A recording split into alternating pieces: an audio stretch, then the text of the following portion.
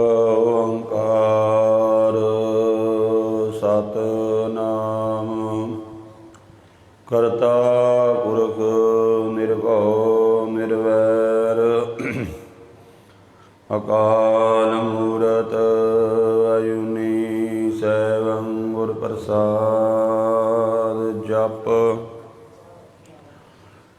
ਆਦਿ ਸਚ ਜੁਗਾਦਿ ਸਚ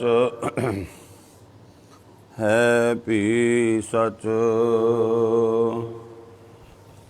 ਨਾਨਕ ਹੋਸੀ ਭੀ ਸਚ। ਉਸਤਤ ਮਨ ਮੈਂ ਕਰ ਨਿਰੰਕਾਰ।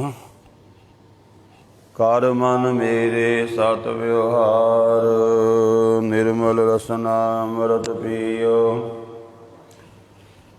ਸਦਾ ਸੁਹੇਲਾ ਕਰ ਲਹਿ ਜਿਉ। ਨੈਨੋ ਵੇਖ ਠਾਕੁਰ ਕਾ ਰੰਗ। ਸਾਧ ਸੰਗ ਬਿਨਸੈ ਸਭ ਸੰਗ। ਚਰਨ ਚਲੋ ਮਾਰਗ ਗੋਬਿੰਦ। ਮਿਟਹਿ ਪਾਪ ਜਪੀਐ ਹਰ ਬਿੰਦ। ਕਰ ਹਰ ਕਰਮ ਸ਼ਰਵਣ ਹਰ ਕਥਾ। ਹਰ ਦਰਗਹਿ ਨਾਨਕ ਉਜਲ ਮੱਥਾ। ਸਤਿਨਾਮ ਸ੍ਰੀ ਵਾਹਿਗੁਰੂ ਸਾਹਿਬ ਜੀ। ਮਹੱਲਾ ਪਹਿਲਾ। ਲਿਖ ਲਿਖ ਪੜ੍ਹਿਆ ਤੇਤਾ ਕੜ੍ਹਿਆ। ਬਹੁ ਤੀਰਥ ਭਵਿਆ ਤੇਤੋ ਲਵਿਆ। ਬਹੁ ਭੇਖ ਕੀਆ ਦੇਹੀ ਦੁਖ ਦੀਆ। ਸਹੁ ਵੇ ਜੀਆ ਆਪਣਾ ਕੀਆ। ਅੰਨ ਨਾ ਖਾਇਆ ਸਾਧ ਗਵਾਇਆ। ਬਹੁ ਦੁਖ ਪਾਇਆ ਦੂਜਾ ਪਾਇਆ। ਬਸਤਰ ਨਾ ਪਹਿਰੈ ਐਨਸ ਕੈਰੈ। ਮੋਨ ਵਿਗੂਤਾ ਕਿਉ ਜਾਗੈ ਗੁਰ ਬਿਨ ਸੂਤਾ। ਪਗ ਉਪੇ ਤਾਣਾ ਆਪਣਾ ਕੀਆ ਕਮਾਣਾ। ਅਲਮਲ ਖਾਈ ਸਿਰ ਛਾਈ ਪਾਈ। ਮੂਰਖ ਅੰਧੈ ਪਤ ਗਵਾਈ। ਵਿਣ ਨਾਵੈ ਕਿਛ ਥਾਏ ਨ ਪਾਈ। ਰਹਿ ਬੇਬਾਣੀ ਮੜੀ ਮਸਾਣੀ। ਅੰਧ ਨ ਜਾਣੈ ਫਿਰ ਪਛਤਾਣੀ। ਸਤਿਗੁਰ ਭੇਟੇ ਸੋ ਸੁਖ ਪਾਏ। ਹਰਿ ਕਾ ਨਾਮ ਮਨ ਵਸਾਏ। ਨਾਨਕ ਨਦਰ ਕਰੇ ਸੋ ਪਾਏ। ਆਸ ਅੰਦੇਸੇ ਤੇ ਨੇ ਕੇਵਲ। ਹਉਮੈ ਸ਼ਬਦ ਜਲਾਏ। ਨਾਨਕ ਨਦਰ ਕਰੇ ਸੋ ਪਾਏ। ਆਸ ਅੰਦੇਸੇ ਤੇ ਨੇ ਕੇਵਲ। ਹਉਮੈ ਸ਼ਬਦ ਜਲਾਏ। ਵਾਹਿਗੁਰੂ ਜੀ ਕਾ ਖਾਲਸਾ ਵਾਹਿਗੁਰੂ ਜੀ ਕੀ ਫਤਿਹ। ਪਰਮ ਸਨਮਾਨਯੋਗ ਸਤਿਗੁਰੂ ਜੀ ਦੀ ਸਾਜੀ ਨਿਵਾਜੀ ਗੁਰੂ ਰੂਪ ਗੁਰੂ ਖਾਲਸਾ ਸਾਧ ਸੰਗਤ ਜੀਓ। ਗੁਰੂ ਪਾਤਸ਼ਾਹ ਜੀ ਨੇ ਬਖਸ਼ਿਸ਼ ਕੀਤੀ ਹੈ। ਗੁਰਬਾਣੀ ਦੀ ਪਾਵਨ ਕਥਾ ਨਾਲ ਜੁੜਨ ਦਾ ਸੁਭਾਗ ਬਖਸ਼ਿਆ ਹੈ। ਇਸ ਪਾਵਨ ਅਸਥਾਨ 'ਤੇ ਗੁਰਬਾਣੀ ਦੀ ਜੋ ਲੜੀਵਾਰ ਕਥਾ ਚੱਲ ਰਹੀ ਹੈ, ਤਿਸ ਦੇ ਤਹਿਤ ਆਸਾ ਕੀ ਵਾਰ ਦੀ 9ਵੀਂ ਪੌੜੀ ਦੇ ਨਾਲ 2 ਸ਼ਲੋਕ, ਜਿਨ੍ਹਾਂ ਵਿੱਚੋਂ ਪਹਿਲੇ ਸ਼ਲੋਕ ਦੀ ਕਥਾ ਆਪ ਜੀ ਨੇ ਸਰਵਣ ਕੀਤੀ ਹੈ। ਦੂਸਰੇ ਸ਼ਲੋਕ ਦਾ ਪਾਠ ਇਸ ਸਮੇਂ ਆਪ ਜੀ ਨੇ ਸਰਵਣ ਕੀਤਾ ਹੈ। ਜਦੋਂ ਆਪਾਂ ਕਿਸੇ ਵੀ ਵਾਰ ਦੇ ਵਿੱਚ ਪੌੜੀ ਦੀ ਵਿਚਾਰ ਕਰਨੀ ਹੋਵੇ ਤਾਂ ਉਸ ਦੇ ਨਾਲ ਜਿਹੜੇ ਸ਼ਲੋਕ ਹਨ, ਪੌੜੀ ਦੇ ਗੋਝ ਭਾਵ ਨੂੰ ਸ਼ਲੋਕਾਂ ਦੇ ਵਿੱਚ ਬਿਆਨ ਕੀਤਾ ਗਿਆ ਹੈ। ਪੌੜੀ ਵਾਲੇ ਸ਼ਬਦ ਦੇ ਵਿੱਚ ਗੁਰੂ ਪਾਤਸ਼ਾਹ ਜੀ ਫਰਮਾਨ ਕਰਦੇ ਨੇ, ਹੇ ਵਾਹਿਗੁਰੂ, ਜਿਹੜੇ ਭਗਤ ਤੇਰੀ ਭਗਤੀ ਕਰਦੇ ਨੇ ਪਿਆਰ ਦੇ ਨਾਲ, ਉਹ ਤੇਰੇ ਮਨ ਨੂੰ ਭਾਉਂਦੇ ਨੇ। ਵਾਹ ਭਗਤੀ ਕਰਨ ਵਾਲੇ ਜੋ ਰੱਬ ਦੀ ਭਗਤੀ ਕਰਦੇ ਨੇ, ਉਹ ਸਾਰਿਆਂ ਦੇ ਮਨ ਨੂੰ ਭਾਵਦੇ ਹਨ, ਚੰਗੇ ਲੱਗਦੇ ਨੇ ਗੁਰਮੁਖਾਂ ਦੇ ਮਨ ਨੂੰ। ਜਿਨ੍ਹਾਂ ਦੇ ਅੰਦਰ ਕੋਈ ਰੱਬ ਦੀ ਭਗਤੀ ਦਾ ਪ੍ਰੀਤ ਦਾ ਕਿਣਕਾ ਹੈ, ਉਹਨਾਂ ਨੂੰ ਭਗਤ ਬੜੇ ਚੰਗੇ ਲੱਗਦੇ ਹਨ। ਵਾਹਿਗੁਰੂ ਦੇ ਉਹ ਭਗਤ ਵਾਹਿਗੁਰੂ ਦੇ ਦਰ ਘਰ ਦੇ ਵਿੱਚ ਸੋਹਣੇ ਹੁੰਦੇ ਹਨ, ਕੀਰਤ ਕਰਦੇ ਹੋਏ ਵਾਹਿਗੁਰੂ ਦੀ ਭਗਤੀ ਕਰਦੇ। ਕਿਉਂਕਿ ਜਿਹੜਾ ਕੋਈ ਮਨੁੱਖ ਜਿਸ ਤਰ੍ਹਾਂ ਦੀ ਸੇਵਾ ਦੀ ਦਾਤ ਉਹਨੂੰ ਮਿਲੀ ਹੈ, ਉਹ ਕਰੇ ਪਿਆਰ ਦੇ ਨਾਲ ਤੇ ਉਹ ਸੋਹਣਾ ਲੱਗਦਾ ਹੈ। ਇਸੇ ਤਰ੍ਹਾਂ ਭਗਤ ਦਾ ਕੰਮ ਕੀ ਹੈ? ਉਹ ਵਾਹਿਗੁਰੂ ਦੀ ਭਗਤੀ ਕਰੇ। ਜੇਕਰ ਰੱਬ ਦੀ ਭਗਤੀ ਛੱਡ ਕੇ ਬਾਣਾ ਪਾ ਕੇ ਤੇ ਉਹ ਦੁਨੀਆ ਦਾ ਕਾਰੋਬਾਰ ਸ਼ੁਰੂ ਕਰ ਲਵੇ, ਬਾਣਾ ਪਾਇਆ ਹੋਵੇ ਭਗਤਾਂ ਵਾਲਾ, ਦੁਨੀਆ ਉਸ ਨੂੰ ਚੰਗਾ ਨਹੀਂ ਆਖੇਗੀ। ਕਿਉਂਕਿ ਦੁਨੀਆ ਕਹੇਗੀ ਬਾਣਾ ਭਗਤ ਵਾਲਾ ਪਾਇਆ ਤੇ ਕੰਮ ਕਿਹੜੇ ਕਰ ਰਿਹਾ ਹੈ। ਪਾਤਸ਼ਾਹ ਜੀ ਪ੍ਰਮਾਣ ਕਰਦੇ ਨੇ, ਇਸ ਤਰ੍ਹਾਂ ਦੇ ਬਹੁਤ ਲੋਕ ਨੇ ਜਿਹੜੇ ਪਖੰਡ ਕਰਦੇ ਨੇ, ਪਰ ਜਿਹੜੇ ਭਗਤ ਨੇ ਉਹ ਭਗਤੀ ਕਰਕੇ ਵਾਹਿਗੁਰੂ ਦੇ ਦਰ ਘਰ ਵਿੱਚ ਸ਼ੋਭਨੀਕ ਹੁੰਦੇ ਨੇ। ਤੇ ਪਾਤਸ਼ਾਹ ਅਖੀਰ ਵਿੱਚ ਕਹਿੰਦੇ ਨੇ, ਜਿਹੜਾ ਗੁਰਮੁਖ ਹੈ ਉਹ ਇਹੀ ਅਰਦਾਸ ਕਰਦਾ ਹੈ, ਹੇ ਪਰਮਾਤਮਾ ਜਿਹੜੇ ਤੇਰੀ ਭਗਤੀ ਕਰਦੇ ਨੇ, ਕਿਰਪਾ ਕਰ ਉਹਨਾਂ ਗੁਰਮੁਖਾਂ ਦਾ ਮਿਲਾਪ ਕਰਾ ਦੇ। ਅਰਦਾਸ ਦੇ ਵਿੱਚ ਵੀ ਆਪਾਂ ਅਖੀਰ ਵਿੱਚ ਇਹ ਅਰਦਾਸ ਬੇਨਤੀ ਕਰਦੇ ਹਾਂ, ਸਹੀ ਪਿਆਰੇ ਮੇਲ ਜਿਨ੍ਹਾਂ ਮਿਲਿਆ ਤੇਰਾ ਨਾਮ ਚਿੱਤ ਆਵੇ।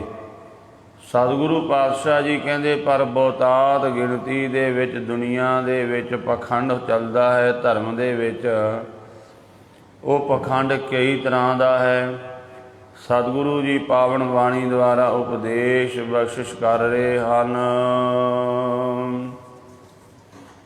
ਮਹੱਲਾ ਪਹਿਲਾ। ਲਿਖ ਲਿਖ ਪੜ੍ਹਿਆ ਤੇਤਾ ਕੜਿਆ। ਪਾਤਸ਼ਾਹ ਜੀ ਕਹਿੰਦੇ, ਉਹ ਜਿੰਨੇ ਵੀ ਵਿਦਵਾਨਾਂ ਦੇ ਗ੍ਰੰਥ ਲਿਖੇ ਨੇ, ਉਹਨਾਂ ਨੂੰ ਜਿੱਥੇ ਪੜ੍ਹਦਾ ਹੈ, ਫਿਰ ਆਪਣੀ ਪੜ੍ਹਾਈ ਦੇ ਅਭਿਆਸ ਵਿੱਚੋਂ ਜੋ ਗੱਲ ਨਿਕਲਦੀ ਹੈ ਉਹਨੂੰ ਲਿਖਦਾ ਹੈ। ਲਿਖ ਲਿਖ ਕੇ ਫਿਰ ਪੜ੍ਹਦਾ ਹੈ, ਜਾਂ ਕਈ ਹੋਰ ਗ੍ਰੰਥਾਂ ਵਿੱਚੋਂ ਨੋਟ ਲਿਖਦਾ ਹੈ। ਜਿਹੜੀ ਕੋਈ ਗੱਲ ਮਨ ਨੂੰ ਭਾ ਗਈ, ਉਹ ਇੱਕ ਆਪਣੀ ਡਾਇਰੀ ਦੇ ਵਿੱਚ ਲਿਖੀ ਜਾਂਦਾ ਹੈ। ਉਹਨਾਂ ਨੂੰ ਫਿਰ ਚੰਗੀ ਤਰ੍ਹਾਂ ਪੜ੍ਹਦਾ ਹੈ, ਯਾਦ ਕਰਦਾ ਹੈ। ਪਰ ਉਹ ਇਸ ਵਾਸਤੇ ਨਹੀਂ ਲਿਖਦਾ, ਇਸ ਵਾਸਤੇ ਨਹੀਂ ਪੜ੍ਹਦਾ ਕਿ ਮੈਨੂੰ ਰੱਬ ਦੀ ਭਗਤੀ ਮਿਲੇ। ਉਹ ਇਸ ਕਰਕੇ ਪੜ੍ਹਦਾ ਹੈ, ਇਸ ਕਰਕੇ ਉਹ ਪ੍ਰਮਾਣ ਲਿਖ ਲਿਖ ਕੇ, ਨੋਟ ਲਿਖ ਲਿਖ ਕੇ ਯਾਦ ਕਰਦਾ ਹੈ ਕਿ ਦੁਨੀਆ ਆਖੇ ਇਹਦੇ ਵਰਗਾ ਕੋਈ ਗਿਆਨੀ ਪੈਦਾ ਹੀ ਨਹੀਂ ਹੋਇਆ ਅੱਜ ਤੱਕ। ਇਹ ਬੜਾ ਵੱਡਾ ਵਿਦਵਾਨ ਹੈ, ਬੜਾ ਗਿਆਨਵਾਨ ਹੈ। ਪਾਤਸ਼ਾਹ ਜੀ ਕਹਿੰਦੇ, ਜਿੰਨਾ ਇਸ ਤਰ੍ਹਾਂ ਦਾ ਕਰਮ ਕਰਦਾ ਹੈ, ਤੇਤਾ ਕੜਿਆ। ਕੜਿਆ ਦਾ ਅਰਥ ਹੈ ਕਿ ਅੰਦਰੋਂ ਕ੍ਰੋਧ ਦੇ ਨਾਲ ਖਿੱਚਦਾ ਹੈ, ਕੜ ਜਾਂਦਾ ਹੈ, ਕੱਸਿਆ ਜਾਂਦਾ ਹੈ। ਅੰਦਰੋਂ ਉਹ ਬੰਧਨਾਂ ਵਿੱਚ ਪੈ ਜਾਂਦਾ ਹੈ, ਅੰਦਰੋਂ ਖਿੱਚ ਜਾਂਦਾ ਹੈ। ਜਿੰਨਾ ਕੋਈ ਇਸ ਤਰ੍ਹਾਂ ਦਾ ਵਿਦਵਾਨ ਬਣ ਜੇ, ਤੁਸੀਂ ਵੇਖਿਆ ਹੋਣਾ ਕਈ ਵਾਰ ਐਸੇ ਵਿਦਵਾਨ ਨੂੰ, ਇਸ ਤਰ੍ਹਾਂ ਦਾ ਜਿਹੜਾ ਗਿਆਨੀ ਹੈ, ਉਹਨੂੰ ਕਿਤੇ ਟਾਈਮ ਨਾ ਮਿਲੇ, ਨਾ ਕਿਤੇ ਸਮਾਗਮ ਹੋ ਰਿਹਾ ਹੋਵੇ, ਉਹ ਲੜ ਕੇ ਉੱਥੋਂ ਉੱਠ ਕੇ ਤੁਰ ਪੈਂਦਾ ਕਿ ਮੇਰੀ ਕਦਰ ਨਹੀਂ ਕੀਤੀ। ਮਹਾਰਾਜ ਕਹਿੰਦੇ, ਜਿੰਨਾ ਪੜ੍ਹਿਆ ਸੀ ਗ੍ਰੰਥਾਂ ਵਿੱਚੋਂ ਪ੍ਰਮਾਣ ਲੱਭ ਲੱਭ ਕੇ ਲਿਖੇ ਨੇ, ਆਪਣੀ ਡਾਇਰੀ ਵਿੱਚ ਨੋਟ ਕੀਤੇ, ਉਹ ਯਾਦ ਕਰ ਕਰ ਕੇ ਵਿਦਵਾਨ ਬਣ ਗਿਆ। ਪਰ ਰੱਬ ਦੀ ਭਗਤੀ ਨਹੀਂ, ਸਗੋਂ ਹੋਰ ਕ੍ਰੋਧ ਦੀ ਅੱਗ ਵਿੱਚ ਸੜਨ ਲੱਗ ਪਿਆ।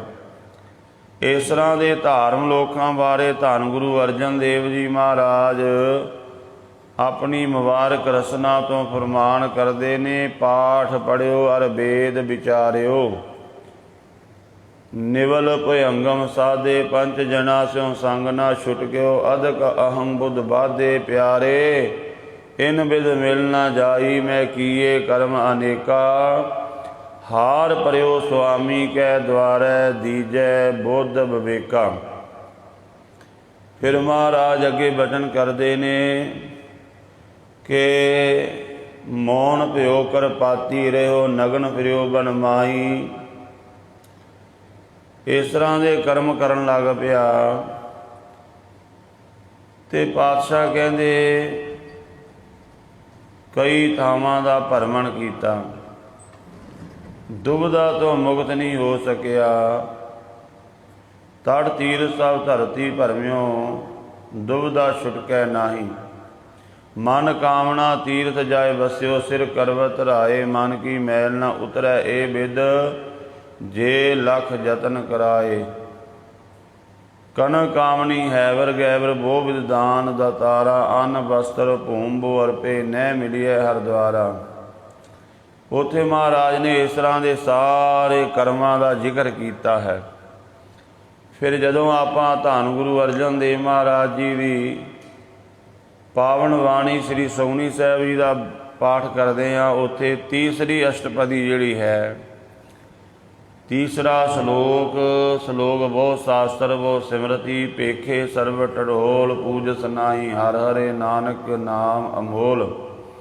ਉੱਥੇ ਮਹਾਰਾਜ ਅੱਗੇ ਜ਼ਿਕਰ ਕਰਦੇ ਨੇ ਅਸ਼ਟਪਦੀ, ਜਾਪ ਤਾਪ ਗਿਆਨ ਸਭ ਧਿਆਨ, ਖਟ ਸ਼ਾਸਤਰ ਸਿਮਰਤ ਵਖਿਆਨ, ਜੋਗ ਅਭਿਆਸ ਕਰਮ ਧਰਮ ਕਿਰਿਆ, ਸਗਲ ਤਿਆਗ ਬਨ ਮਧੇ ਫਿਰਿਆ। ਅਨਗ ਪ੍ਰਕਾਰ ਕੀਏ ਬੋ ਜਤਨਾ, ਪੁੰਨ ਦਾਨ ਹੋਮੇ ਬੋ ਰਤਨਾ, ਸਰੀਰ ਕਟਾਏ ਹੋਮੈ ਕਾ ਰਾਤੀ, ਵਰਤ ਨੇਮ ਕਰੈ ਬੋ ਭਾਤੀ। ਨਹੀਂ ਤੁਲ ਰਾਮ ਨਾਮ ਵਿਚਾਰ, ਨਾਨਕ ਗੁਰਮੁਖ ਨਾਮ ਜਪੀਐ ਇੱਕ ਵਾਰ। ਉੱਤੇ ਵੇਖੋ ਕਿੰਨੇ ਕਰਮ ਲਿਖ ਦਿੱਤੇ ਨੇ ਮਹਾਰਾਜ ਨੇ। ਇੰਨੇ ਕਰਮ ਕਰਨੇ, ਉਹਨਾਂ ਦਾ ਅਭਿਆਸ ਕਰਨਾ ਇਕੱਲੇ ਬੰਦੇ ਦੇ ਵੱਸ ਦੀ ਗੱਲ ਨਹੀਂ। ਜਾਪ ਤਾਪ ਗਿਆਨ ਸਭ ਧਿਆਨ, ਖਟ ਸ਼ਾਸਤਰ ਸਿਮਰਤ ਵਖਿਆਨ। 6 ਸ਼ਾਸਤਰਾਂ ਨੂੰ ਪੜ੍ਹੇ, ਸਿਮਰਤੀਆਂ ਨੂੰ ਪੜ੍ਹੇ ਹੀ ਨਹੀਂ ਬਲਕਿ ਉਹਨਾਂ ਦੇ ਚੰਗੀ ਤਰ੍ਹਾਂ ਘੋਟੇ ਲਾ ਕੇ ਵਿਦਵਾਨ ਬਣ ਕੇ ਉਹਨਾਂ ਦਾ ਵਖਿਆਨ ਕਰੇ, ਉਹਨਾਂ ਦੀ ਕਥਾ ਕਰੇ। ਮਹਾਰਾਜ ਕਹਿੰਦੇ ਇਸ ਤਰ੍ਹਾਂ ਦੇ ਕਰਮ ਅੱਗੇ ਇਹ 4 ਪੌੜੀਆਂ ਵਿੱਚ ਦੱਸਿਆ ਮਹਾਰਾਜ ਨੇ। 9 ਖੰਡ ਪ੍ਰਿਥਵੀ ਫਿਰੈ ਚਿਰ ਜੀਵੈ, ਪ੍ਰਾਣਾਂ ਨੂੰ ਜਾਮ ਕਰਕੇ ਆਪਣੀ ਉਮਰ ਵਧਾ ਲਵੇ, ਜੋਗੀ ਬਣ ਜਾਵੇ, ਐਸੀ ਉਮਰ ਲੰਮੀ ਕਰ ਲਵੇ। ਥੋੜ੍ਹੇ ਦਿਨ ਹੋ ਗਏ ਨੇ, ਇੱਕ ਮਹਾਂਪੁਰਸ਼ਾਂ ਪਾਸੋਂ ਸੁਣਿਆ ਸੀ, ਉਹ ਕਹਿੰਦੇ ਇੱਕ ਜੋਗੀ ਬੈਠਾ ਹੈ, ਰਿਸ਼ੀਕੇਸ਼ ਜਗਰਾਓਂ ਦੇ ਇਲਾਕੇ ਦਾ ਹੈ। ਕਹਿੰਦੇ ਉਹਦੇ ਬਰਪੱਟੇ ਵੀ ਜਿਹੜੇ ਨੇ ਧਰਤੀ ਨੂੰ ਲੱਗ ਗਏ ਨੇ ਅੱਖਾਂ ਦੇ, ਇੰਨੇ ਕੇਸ ਲੰਮੇ ਹੋ ਗਏ। ਉਮਰ ਕਹਿੰਦੇ 350 ਸਾਲ ਦੱਸੀ ਜਾਂਦੀ, 350 ਸਾਲ, ਇੰਨੀ ਲੰਮੀ ਉਮਰ ਹੋ ਗਈ ਹੈ। ਯੋਗ ਸਾਧਨਾ ਦੁਆਰਾ ਮਹਾਰਾਜ ਕਹਿੰਦੇ ਜੋਗ ਸਿੱਧ ਆਸਨ 84, ਇਹ ਵੀ ਕਰ ਕਰ ਰਿਹਾ, ਵੱਡੀ ਆਰਜਾ ਫਿਰ ਜਨਮੈ, ਹਰਿ ਸਿਉ ਸੰਗ ਨਾ ਗਿਆ। ਵੱਡੀ ਆਰਜਾ ਹੋ ਗਈ, ਬੜੀ ਲੰਮੀ ਯੋਗ ਸਾਧਨਾ ਦੁਆਰਾ ਉਮਰ ਕਰ ਲਈ ਜਾਂਦੀ ਹੈ। ਵੱਡੀ ਆਰਜਾ ਫਿਰ ਜਨਮੈ, ਹਰਿ ਸਿਉ ਸੰਗ ਨਾ ਗਿਆ। ਮਹਾਰਾਜ ਕਹਿੰਦੇ 9 ਖੰਡ ਪ੍ਰਿਥਵੀ ਫਿਰੈ ਚਿਰ ਜੀਵੈ, 9 ਖੰਡ ਧਰਤੀ ਦਾ ਸਾਰੀ ਦਾ ਭਰਮਣ ਕਰੀ ਜਾਵੇ, ਔਰ ਚਿਰ ਜੀਵੈ ਲੰਮੀ ਉਮਰ ਭੋਗੇ। ਜਿਵੇਂ ਦੱਸਿਆ 350 ਸਾਲ ਜੋਗੀ ਦੀ ਉਮਰ ਹੋ ਚੁੱਕੀ, ਬੈਠਾ ਹੈ ਅਜੇ ਵੀ। ਕਹਿੰਦੇ ਇੰਨੀ ਲੰਮੀ ਉਮਰ ਹੋ ਗਈ। ਗੁਰੂ ਅਰਜਨ ਦੇਵ ਜੀ ਮਹਾਰਾਜ ਕਹਿੰਦੇ 9 ਖੰਡ ਪ੍ਰਿਥਵੀ ਫਿਰੈ ਚਿਰ ਜੀਵੈ, ਇੰਨਾ ਲੰਮਾ ਸਮਾਂ ਜੀਵਦਾ ਰਹੇ। ਤੇ ਮਹਾਰਾਜ ਕਹਿੰਦੇ ਫਿਰ ਵੀ ਰੱਬ ਦਾ ਮਿਲਾਪ ਨਹੀਂ ਹੁੰਦਾ। ਜੋਗ ਸਿੱਧ ਆਸਨ 84, ਇਹ ਵੀ ਕਰ ਕਰ ਰਿਹਾ, ਵੱਡੀ ਆਰਜਾ ਫਿਰ ਜਨਮੈ, ਹਰਿ ਸਿਉ ਸੰਗ ਨਾ ਗਿਆ। 9 ਖੰਡ ਪ੍ਰਿਥਵੀ ਫਿਰੈ ਚਿਰ ਜੀਵੈ, ਮਹਾ ਉਦਾਸ ਤਪੀਸਰ ਥੀਵੈ। ਅਗਨ ਮਾਏ ਹੋਮਤ ਪ੍ਰਾਨ, ਕਨਕ ਅਸਵ ਹੈਵਰ ਭੂਮ ਦਾਨ। न्योली कर्म करे वो आसन, जैन मार्ग संजम अत साधन। निमक निमक कर शरीर कटावै, तो भी होमै मैल ना जावै। देखो किन्ने तरह के कर्म ने। महाराज कहते इन्ने कर्म कर ले, फिर भी रब नाल नहीं जुड़ सकिया, क्योंकि रब नाल प्रीत ही नहीं पाई। होर कर्मां विच उलझ गया, लिख लिख पढ़िया, बड़े ग्रंथां विचों प्रमाण लिख लिख के उन्होंने चंगी तरह पढ़िया, याद कर लिया वा, आप लिखिया, अपना लिख पाया होया अपना पढ़ी हुई विद्या विचों। पर जिन्ना पढ़िया तेता कढ़िया, उन्ना होर अंदरों क्रोधी हो गया, अंदरों होर खिज गया। अन्न ना खाया साध गवाया, वाहिगुरु बहुत तीरथ भविया तेतो लविया। बड़िया तीर्थां ते गया तेतो लविया। जिन्ना इन्हां तीर्थां ते गया ये कर्म कीते, फिर लोकां नूं दसदा है। आपां वेखो चोरी करिए, पाप करिए, माड़ा कर्म करिए, कोई माड़ा चीज़ वेखीए, किसे बारे माड़ा वेखीए, किसे बारे माड़ा सोचीए, आपां कदे वो 2-4 बंदियां विच खड़ के नहीं आखिया भी मैं ये माड़ा कर्म कीता है, कदी नहीं आखदे आपां। पर आपां हरमंदर साहिब जी यात्रा जाइए, हजूर साहिब की यात्रा जाइए, हेमकुंड साहिब यात्रा जाइए, कोई लंगर ला लीए, कोई सेवा करिए, वो दसदे हाँ भी मैं गया जी, उत्थे बड़ा नज़ारा बनिया जी, उत्थों आवन नूं दिल ही नहीं करता। महाराज कहंदे तीर्थां ते तां गया, तीरथ बहुत तीरथ भविया तेतो लविया। उन्हां लोकां नूं बोल बोल के दसदा है, वखियान कर कर के चंगी तरह बड़े टका नाल दसदा है। ते पातशाह कहंदे बो भेख किया देही दुख दिया। बड़े तरह के भेख, कदे कोई भेख बना लिया, कदे कोई बना लिया। ये सारे कर्म करके की मिलिया की है? देही नूं दुख ही दिता है, शरीर नूं कष्ट ही कीता है, तीर्थां ते भटकदा रहा, बड़े तरह के भेख पा ले, कदे पिंडे सवा माली, कदे कुछ कर लिया, कदे किसी तरह का बाणा पा लिया। शरीर नूं बहुत कष्ट दिता, शरीर नूं बड़ा दुखी किया। महाराज कहते सहो वे जीया अपना किया। हे जीव, हुण जिहड़े तू भेग लोकां नूं कर कर के विखाए, इन्हां करके तैनूं देही नूं जो दुख मिलिया है वो अपना कीता सहना कर। हुण जिवें ठंडे पानी दे विच कोई बह जावे पोह माघ दीआं रातां नूं, ते उहनूं उस पानी विच बैठण करके हो जावे नमोनीआ, टाईफाइड हो जावे, ताप चढ़ जावे भारी,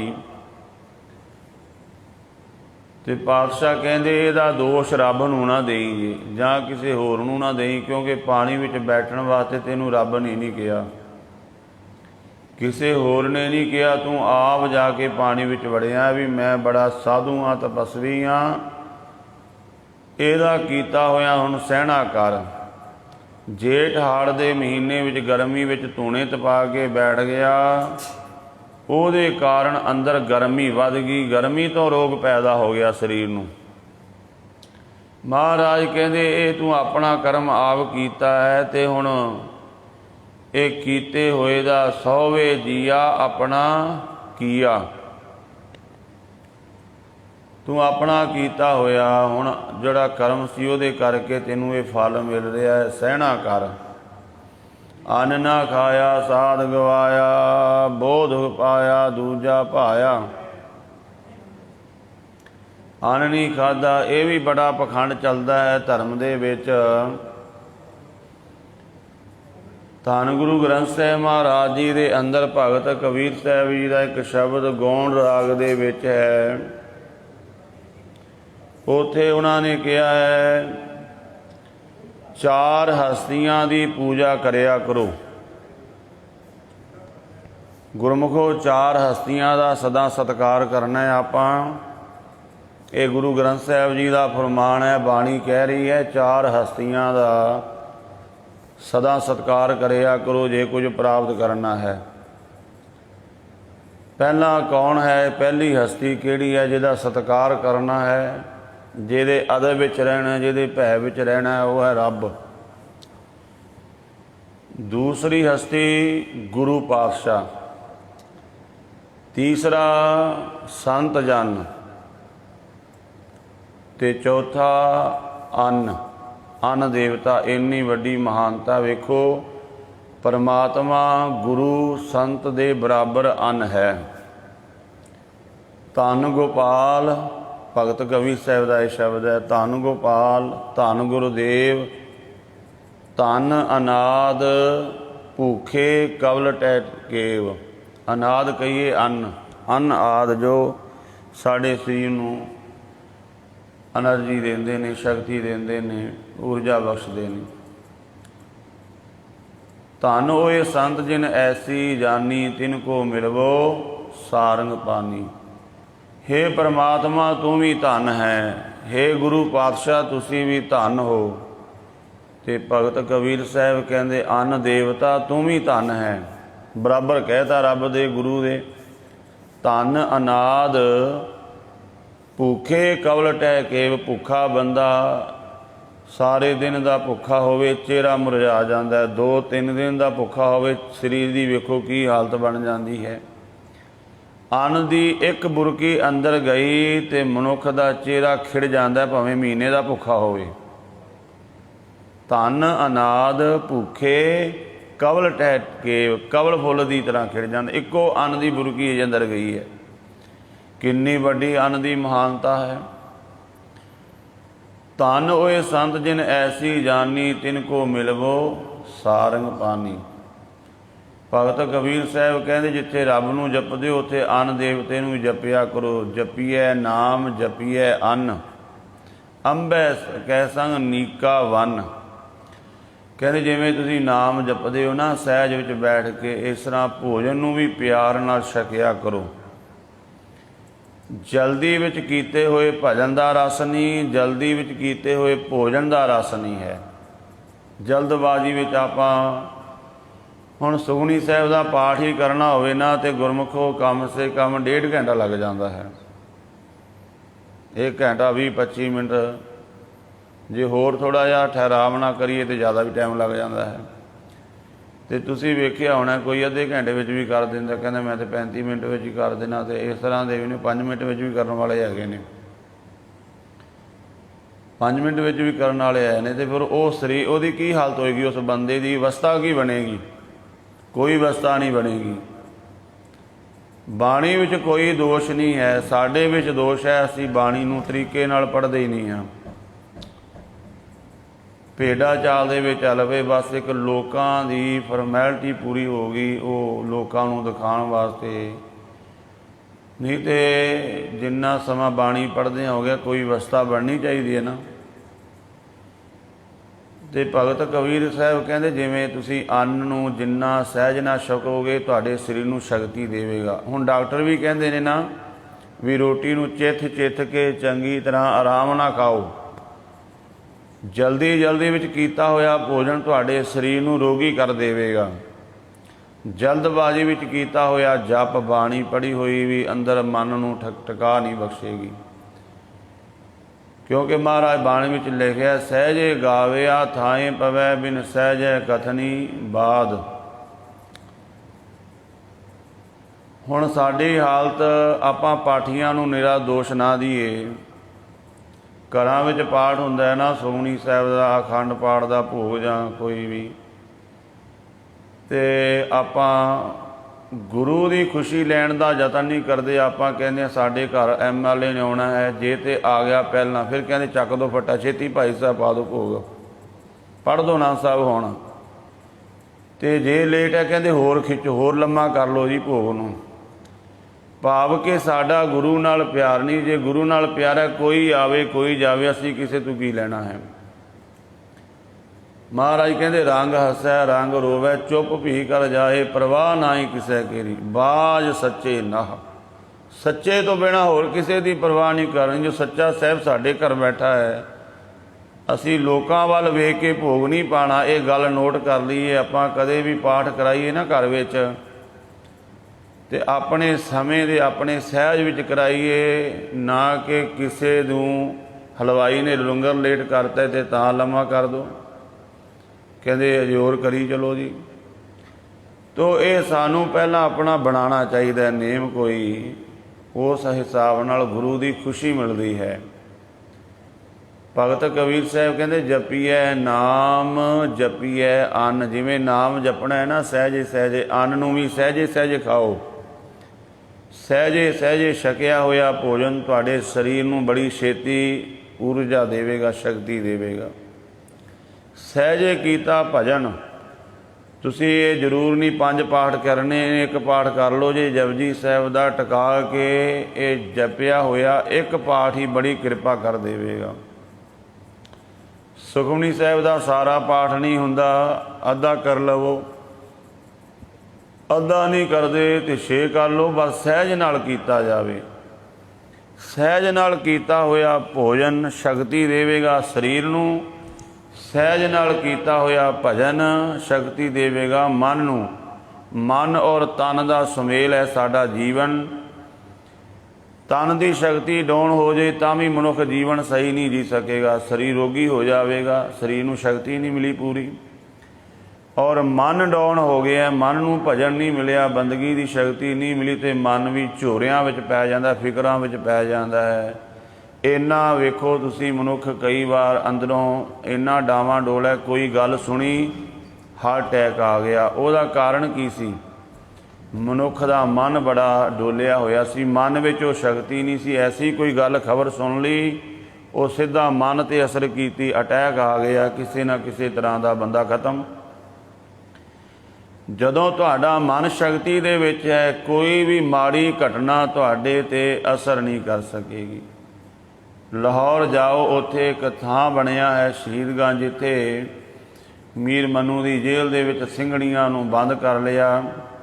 1.25 ਮਣ ਦਿੱਤਾ ਜਾਂਦਾ ਸੀ ਦਾਣੇ ਰੋਜ਼ ਪੀਣ ਵਾਸਤੇ, ਤੇ 1 ਰੋਟੀ ਦਿੱਤੀ ਜਾਂਦੀ ਸੀ, ਉਹ ਵੀ ਖੰਨੀ ਖੰਨੀ ਟੁਕੜੇ 'ਤੇ ਗੁਜ਼ਾਰਾ ਕਰਦੇ ਵੰਡ ਕੇ ਸਾਰੇ ਜਣੇ, ਕਿਉਂਕਿ ਇੰਨਾ ਕਿਸੇ ਨੂੰ ਮਿਲਣਾ, ਉਹ ਵੀ ਉਹਨਾਂ ਨੇ ਵੰਡ ਕੇ ਛਕਣਾ। ਪਰ ਉਹਨਾਂ ਦੇ ਕੋਲ ਸਰੀਰ ਨੂੰ ਭਾਵੇਂ ਕਸ਼ਟ ਹੈ, ਪਰ ਉਹਨਾਂ ਦੇ ਕੋਲ ਸੀ ਬਾਣੀ। ਮੀਰ ਮਨੂ ਦੇ ਸਿਪਾਹੀ ਉਹ ਕਹਿੰਦੇ ਇਹਨਾਂ ਬਾਰੇ ਤੁਸੀਂ ਨਜ਼ਰ ਰੱਖਣੀ ਵੀ ਇਹ ਕਰਦੇ ਕੀ ਨੇ ਸਾਰਾ ਦਿਨ। ਜਦੋਂ ਸ਼ਾਮ ਦਾ ਸਮਾਂ ਹੋਇਆ, ਗਲਾਂ ਦੇ ਵਿੱਚ ਬੱਚਿਆਂ ਦੇ ਟੁਕੜੇ ਕਰਕੇ ਹਾਰ ਪਾਏ ਗਏ। ਇੰਨਾ ਕਸ਼ਟ। ਸ਼ਾਮ ਨੂੰ ਰਹਿ ਰਾਸ ਦਾ ਪਾਠ ਕੀਤਾ ਤੇ ਅਰਦਾਸ ਕੀਤੀ, ਮਹਾਰਾਜ ਤੁਹਾਡੇ ਹੁਕਮ ਦੇ ਵਿੱਚ 4 ਪਹਿਰ ਦਿਨ ਸੁੱਖ ਨਾਲ ਬਤੀਤ ਹੋਇਆ ਹੈ, ਤੇ 4 ਪਹਿਰ ਰਾਤ ਆਈ, ਤੇ ਚੜ੍ਹਦੀ ਕਲਾ ਵਿੱਚ ਬਤੀਤ ਕਰਾਣੀ। ਨਾਮ ਨਾਲ ਜੋੜ ਕੇ ਰੱਖਣਾ, ਬਾਣੀ ਨਾਲ ਜੋੜ ਕੇ ਰੱਖਣਾ। ਪਰ ਜੇ ਮਨ ਡਾਊਨ ਹੈ, ਮਨ ਡਾਊਨ ਕਿਉਂ ਹੁੰਦਾ? ਕਿਉਂਕਿ ਇਹਨੂੰ ਖੁਰਾਕ ਨਹੀਂ ਮਿਲੀ, ਭਜਨ ਨਹੀਂ ਮਿਲਿਆ। ਸਰੀਰ ਦਾ ਭੋਜਨ ਬੰਦ ਕਰ ਦੋਗੇ, ਸਰੀਰ ਡਾਊਨ ਹੋ ਜਾਵੇਗਾ, ਰੋਗ ਲੱਗ ਜਾਣਗੇ। ਮਨ ਨੂੰ ਖੁਰਾਕ ਨਾ ਮਿਲੀ ਬੰਦਗੀ ਦੀ, ਮਨ ਡਾਊਨ ਹੋ ਜਾਵੇਗਾ। ਕੋਈ ਵੀ ਗੱਲ ਇਹਦੇ 'ਤੇ ਅਸਰ ਕਰੇਗੀ। ਇਹ ਆਪਣਾ ਧਰਮ ਵੀ ਛੱਡ ਸਕਦਾ ਹੈ। ਜਿਹੜੇ ਬੇਮੁਖ ਹੁੰਦੇ ਨੇ, ਕਾਰਨ ਕੀ ਹੈ? ਮਨ ਡਾਵਾਂ ਡੋਲ ਹੋ ਗਿਆ, ਮਨ ਕਮਜ਼ੋਰ ਹੋ ਗਿਆ। ਤੋ ਭਗਤ ਕਬੀਰ ਸਾਹਿਬ ਕਹਿੰਦੇ ਜਪੀਐ ਨਾਮ ਜਪੀਐ ਅੰਨ, ਅੰਬੈ ਕੈ ਸੰਗ ਨੀਕਾ ਵਨ। ਤੇ ਭਗਤ ਕਬੀਰ ਸਾਹਿਬ ਜੀ ਕਹਿੰਦੇ ਕਿ ਅੰਨ ਨੂੰ ਤਿਆਗਣਾ ਨਹੀਂ ਹੈ, ਕਿਉਂਕਿ ਜਿਵੇਂ ਆਉਂਦਾ ਹੈ ਨਾ, ਭਗਤ ਕਬੀਰ ਸਾਹਿਬ ਜੀ ਬਚਨ ਕਰਦੇ ਨੇ ਕਿ ਅੰਨ ਛੱਡ ਦਿੱਤਾ ਜਗ ਮੇ ਭਗਤੇ ਦੁੱਧਾ ਧਾਰੀ। ਕਹਿੰਦੇ ਅਸੀਂ ਤਾਂ ਦੁੱਧ ਹੀ ਪੀਂਦੇ ਹਾਂ, ਭੋਜਨ ਛੱਡ ਦਿੱਤਾ ਹੈ। ਜੇਕਰ ਗੁਰੂ ਕੋ ਭੋਜਨ ਛੱਡਣ ਨਾਲ ਕੋਈ ਬ੍ਰਹਮ ਗਿਆਨੀ ਬਣਦਾ ਹੁੰਦਾ, ਜਿੰਨੇ ਵੀ ਬੱਚੇ ਜਨਮ ਲੈਂਦੇ ਨੇ, ਭਾਵੇਂ ਆਪਾਂ ਵੇਖਦੇ ਹਾਂ ਉਹ 4 ਪਹਿਰੇ ਪਸ਼ੂਆਂ ਦੇ ਬੱਚੇ ਵੀ ਹੋਣ, ਉਹ ਵੀ ਦੁੱਧ ਪੀਂਦੇ ਨੇ ਮਾਂ ਜਨਮ ਤੋਂ ਬਾਅਦ ਮਾਂ ਦਾ। ਮਨੁੱਖ ਦਾ ਬੱਚਾ ਵੀ ਆਪਣੀ ਮਾਂ ਦਾ ਦੁੱਧ ਪੀਂਦਾ ਤਕਰੀਬਨ 2, 3, 4 ਸਾਲ। ਤੇ ਜੇਕਰ ਦੁੱਧ ਪੀਣ ਵਾਲੇ ਕੋਈ ਬ੍ਰਹਮ ਗਿਆਨੀ ਹੁੰਦਾ ਹੋਵੇ, ਤੇ ਸਾਰੇ ਸੰਸਾਰ ਦੇ ਬੱਚੇ, ਬਲਕਿ ਜਿਹੜੇ ਪਸ਼ੂਆਂ ਦੇ ਬੱਚੇ ਵੀ ਦੁੱਧ ਪੀਂਦੇ ਨੇ, ਉਹ ਵੀ ਬ੍ਰਹਮ ਗਿਆਨੀ ਸੰਤ ਬਣ ਜਾਣੇ ਚਾਹੀਦੇ ਨੇ ਨਾ। ਪਰ ਲੋਕ ਹਵਾ ਦੇਣ ਲੱਗ ਜਾਂਦੇ ਨੇ, ਇਹ ਤਾਂ ਸੰਤ ਹੈ ਜੀ। ਕਿਉਂ ਜੀ? ਇਹਨੇ ਰੋਟੀ ਛੱਡ ਦਿੱਤੀ ਹੈ। ਵੇਖੋ ਸਾਡਾ ਪੈਮਾਨਾ ਕੀ ਹੈ ਕਿਸੇ ਨੂੰ ਸੰਤ ਬਣਾਉਣ ਦਾ। ਕਿਸੇ ਨੇ ਤਨ ਦੇ ਬਸਤਰ ਛੱਡ ਦਿੱਤੇ, ਕਹਿੰਦੇ ਸੰਤ ਹੈ ਜੀ ਇਹ। ਵੈਸੇ ਕਿਸੇ ਗਰੀਬ ਦੇ ਤਨ 'ਤੇ ਬਸਤਰ ਨਾ ਆਉਣ 'ਤੇ ਆਪਾਂ ਸੂਟ ਲੈ ਕੇ ਦਿੰਦੇ ਹਾਂ ਵੀ ਭਾਈ ਕੱਪੜਾ ਪਾ ਲੈ, ਸਰਦੀ ਦਾ ਟਾਈਮ ਹੈ, ਤੇਰੇ ਕੋਲ ਕੱਪੜਾ ਨਹੀਂ, ਗਰਮੀ ਦਾ ਟਾਈਮ ਹੈ, ਗਰਮੀ ਨਾਲ ਸਰੀਰ ਲੂਹਿਆ ਜਾਂਦਾ, ਕੱਪੜਾ ਲੈ ਸੂਟ ਲੈ ਕੇ ਪਾ ਦਿੰਦੇ ਹਾਂ, ਪੈਰਾਂ ਵਿੱਚ ਜੁੱਤੀ ਨਹੀਂ, ਜੁੱਤੀ ਲੈ ਕੇ ਦੇ ਦਿੰਦੇ ਹਾਂ। ਪਰ ਹਾਂ ਕੋਈ ਧਰਮ ਦਾ ਆਸਰਾ ਲੈ ਕੇ, ਓਟ ਲੈ ਕੇ ਤਿਆਗ ਦਿੰਦਾ ਹੈ ਤੇ ਲੋਕ ਕਹਿੰਦੇ ਸੰਤ ਹੈ। ਜੁੱਤੀ ਨਹੀਂ ਪੈਰਾਂ ਵਿੱਚ ਪਾਉਂਦਾ ਜੀ, ਸੰਤ ਹੈ ਜੀ। ਦੇਖੋ ਦੁਨੀਆ ਦਾ ਪੈਮਾਨਾ ਕੀ ਹੈ ਕਿਸੇ ਨੂੰ ਸੰਤ ਕਹਿਣ ਦਾ। ਨਹਾਉਣ ਤੋਂ ਉਹਨੂੰ ਖਿਝ ਆਉਂਦੀ ਸੀ, ਪਿੰਡੇ 'ਤੇ ਸਵਾਹ ਮਲ ਲਈ ਅਤੇ ਉਹ ਕਹਿੰਦੇ ਵੀ ਇਹ ਤਾਂ ਸੰਤ ਹੈ ਜੀ। ਦੇਖੋ ਪਿੰਡੇ 'ਤੇ ਸਵਾਹ ਮਲ ਲਈ, ਇਹ ਤਾਂ ਬੜਾ ਸੌਖਾ ਕੰਮ ਹੈ, ਇੱਦਾਂ ਸੰਤ ਬਣਨਾ। ਦੁਨੀਆ ਇੱਦਾਂ ਸੰਤ ਬਣਾਉਂਦੀ ਹੈ ਕਿਸੇ ਨੂੰ। ਧੰਨ ਗੁਰੂ ਗ੍ਰੰਥ ਸਾਹਿਬ ਮਹਾਰਾਜ ਜੀ ਨੇ ਸੰਤ ਦੀ ਡੈਫੀਨੇਸ਼ਨ ਕੁਝ ਹੋਰ ਦੱਸੀ ਹੈ। ਮਹਾਰਾਜ ਕਹਿੰਦੇ ਜਿਨ੍ਹਾਂ ਸਾਸ ਗਿਰਾਸ ਨਾ ਵਿਸਰੈ, ਹਰ ਨਾਮਾ ਮਨ ਮੰਤ, ਧਨ ਸੇ ਸੇਈ ਨਾਨਕਾ, ਪੂਰਨ ਸੋਈ ਸੰਤ। ਉਹ ਪੈਂਟ ਸ਼ਰਟ ਵਿੱਚ ਵੀ ਹੋ ਸਕਦਾ ਹੈ, ਕਿਸੇ ਰੂਪ ਵਿੱਚ ਵੀ ਹੋ ਸਕਦਾ ਹੈ, ਜਿਹੜਾ ਰੱਬ ਦਾ ਨਾਮ ਜਪਦਾ ਹੈ। ਇੰਨਾ ਕੁ ਅਭਿਆਸ ਕਰ ਲਿਆ, ਸਵਾਸ ਗਰਾਸ ਉਹਦੇ ਸਾਸਾਂ ਵਿੱਚ ਸਿਮਰਨ ਚੱਲਣ ਲੱਗ ਪਿਆ, ਇੱਕ ਛਿਨ ਵੀ ਉਹਨੂੰ ਰੱਬ ਭੁੱਲਦਾ ਨਹੀਂ ਹੈ। ਮਹਾਰਾਜ ਸੱਚੇ ਪਾਤਸ਼ਾਹ ਜੀ ਕਹਿੰਦੇ ਅੰਨ ਤਿਆਗ ਦਿੱਤਾ ਭਗਤ ਕਬੀਰ ਸਾਹਿਬ ਕਹਿੰਦੇ ਜਗ ਮੇ ਭਗਤੇ ਦੂਧਾ ਧਾਰੀ, ਗੁਪਤੀ ਕਾਮੈ ਵਟਕਾ ਸਾਰੀ। ਅਸਲ ਵਿੱਚ ਉਹ ਛੱਡਦੇ ਨਹੀਂ, ਗੁਪਤ ਰੂਪ ਵਿੱਚ ਉਹਨਾਂ ਨੇ ਪਿੰਨੀਆਂ ਬਣਾ ਕੇ ਰੱਖੀਆਂ ਹੁੰਦੀਆਂ ਨੇ, ਕਾਜੂ ਬਦਾਮ ਪਿਸਤੇ ਪਾ ਕੇ ਨਾ ਕੁੱਟ ਕੇ ਚੰਗੀ ਤਾਂ ਵਧੀਆ ਬਣਾਈਆਂ ਹੁੰਦੀਆਂ ਨੇ। ਉਹ ਪਿੰਨੀਆਂ ਬੰਦਾ ਦੋ ਖਾ ਲੇ, ਸਾਰਾ ਦਿਨ ਉਂਝ ਨਹੀਂ ਭੁੱਖ ਲੱਗਦੀ। ਉਹ ਰੱਖਿਆ ਹੁੰਦਾ ਉਹਨਾਂ ਨੇ ਗੁਪਤ ਮਾਲ, ਗੁਪਤੀ ਖਾਵੇਂ ਵਟਕਾ ਸਾਰੀ। ਅਤੇ ਭਗਤ ਕਬੀਰ ਸਾਹਿਬ ਜੀ ਕਹਿੰਦੇ ਭਾਈ ਅੰਨ ਨੂੰ ਤਿਆਗਣਾ ਨਹੀਂ ਹੈ, ਅੰਨ ਦਾ ਸਤਿਕਾਰ ਕਰਨਾ। ਜਿਵੇਂ ਰੱਬ ਦਾ ਆਪਾਂ ਸਤਿਕਾਰ ਕਰਦੇ ਹਾਂ, ਗੁਰੂ ਦਾ ਸੰਤ ਦਾ ਸਤਿਕਾਰ ਕਰਦੇ ਹਾਂ, ਇਸੇ ਤਰ੍ਹਾਂ ਜਦੋਂ ਲੰਗਰ ਛਕਣਾ ਹੈ ਹੱਥ ਜੋੜ ਕੇ ਨਮਸਕਾਰ ਕਰਿਆ ਕਰੋ। ਪਹਿਲਾਂ ਉਸ ਪਰਮਾਤਮਾ ਦੇ ਅੱਗੇ ਹੈ ਵਾਹਿਗੁਰੂ ਤੂੰ ਕਿਰਪਾ ਕੀਤੀ ਹੈ, ਅੰਨ ਦਿੱਤਾ ਹੈ, ਉਹ ਸਾਨੂੰ ਵੀ ਨਮਸਕਾਰ, ਜਿਹਨੇ ਸਾਡੇ ਸਰੀਰ ਨੂੰ ਸ਼ਕਤੀ ਦੇਣੀ। ਆਪਾਂ ਨੂੰ ਕੋਈ ਬੰਦਾ ਕੁਝ ਦੇਵੇ, ਆਪਾਂ ਉਹਦੇ ਅੱਗੇ ਹੱਥ ਜੋੜਦੇ ਹਾਂ ਨਾ, ਤੇਰਾ ਧੰਨਵਾਦ। ਕਿਸੇ ਨੇ ਕੱਪੜਾ ਦੇਤਾ, ਕਿਸੇ ਨੇ ਕੁਝ ਦੇਤਾ, ਕਿਸੇ ਨੇ ਮਾਇਆ ਦੇਤੀ, ਕੋਈ ਆਪਣਾ ਕਾਰ ਸਵਾਤਾ, ਆਪਾਂ ਉਹਨੂੰ ਨਮਸਕਾਰ ਕਰਦੇ ਹਾਂ। ਅੰਨ ਦੇਵਤੇ ਨੂੰ ਵੀ ਨਮਸਕਾਰ ਹੈ, ਕਿਉਂਕਿ ਸਾਡੇ ਸਰੀਰ ਨੂੰ ਇਹਨੇ ਐਨਰਜੀ ਦੇਣੀ ਹੈ, ਤਾਕਤ ਦੇਣੀ, ਊਰਜਾ ਦੇਣੀ ਹੈ। ਮਹਾਰਾਜ ਕਹਿੰਦੇ ਅੰਨ ਨਾ ਖਾਇਆ ਸਾਧ ਗਵਾਇਆ, ਸਵਾਦ ਗਵਾ ਲਿਆ। ਸਰੀਰ ਦਾ ਵੀ ਰੱਬ ਦੀ ਭਗਤੀ ਦਾ ਵੀ ਸਵਾਦ ਨਹੀਂ ਆਵੇਗਾ। ਇਸੇ ਪਾਵਨ ਸ਼ਬਦ ਦੀ ਬਾਕੀ ਵਿਚਾਰ ਆਉਣ ਵਾਲੇ ਸਮੇਂ ਅੰਦਰ ਹੋਵੇਗੀ। ਸਮੇਂ ਦੀ ਸਮਾਪਤੀ ਹੈ। ਸਤਿਗੁਰੂ ਜੀ ਦੀ ਅਗਾਧ ਬੋਧ ਬਾਣੀ ਦੀਆਂ ਵਿਚਾਰਾਂ ਕਰਦਿਆਂ ਹੋਈਆਂ ਭੁੱਲਾਂ ਦੀ ਖਿਮਾ ਕਰਨੀ। ਵਾਹਿਗੁਰੂ ਜੀ ਕਾ ਖਾਲਸਾ, ਵਾਹਿਗੁਰੂ ਜੀ ਕੀ ਫਤਿਹ।